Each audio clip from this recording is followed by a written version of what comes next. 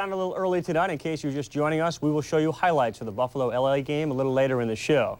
Now at least the refrigerators could take some solace in the fact, Steve, that they were heading west, where the Niners and Giants enjoyed temperatures in the 60s.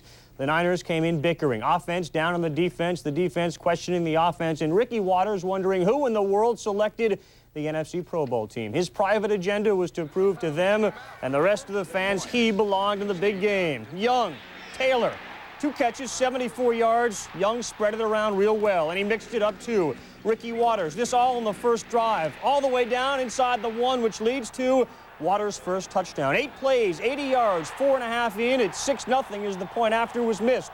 It's 9-0 now. Giants' second drive. Sims pass, deflected off Bill Romanowski. McDonald aggressively goes after it. The first INT for Sims in 201 attempts. It leads to this. Watters' second touchdown, 16-0 Niners. He was waltzing into the end zone. And give the offensive line credit. Look at McIntyre out in front.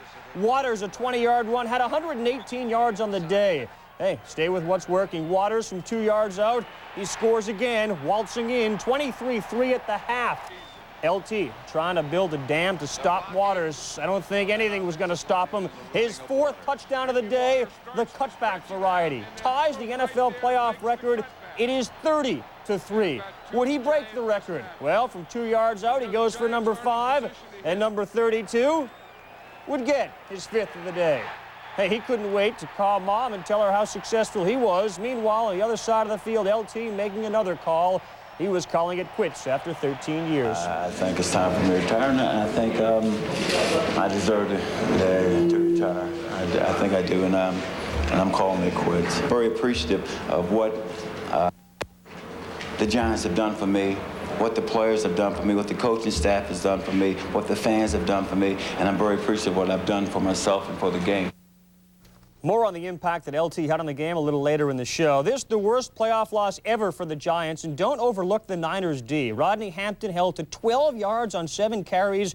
Young, as I said, spread it around. 6 players had at least 2 catches, but the story of the game was not through the air, but on the ground. I was pumped up. I mean, it's a great challenge, you know, to go against LT and that great defensive line. I still can't believe we did so well. But, I mean, like I said, I'll take my hat off to them any day. They had a great year. They're a tough defense. We were just clicking. I mean, there's nothing you could say. We played a great game. I just think that they physically, you know, had their way with us, and that's probably the most disappointing thing. We just physically couldn't hang in there with them today. Well, a record football crowd for Candlestick turned out to see Ricky run. During the regular season, he rushed for 10 TDs. Today, half that amount. Could have been more, but George Seifert didn't want to risk an injury. During the season, Watters missed 3 games. The Niners lost 2 of them. So the Niners now wait and watch. The Packers win on Sunday means they stay at the stick next weekend. A Dallas win and the Niners travel. Earlier this season, the Cowboys beat the Niners 26-17 in Big D.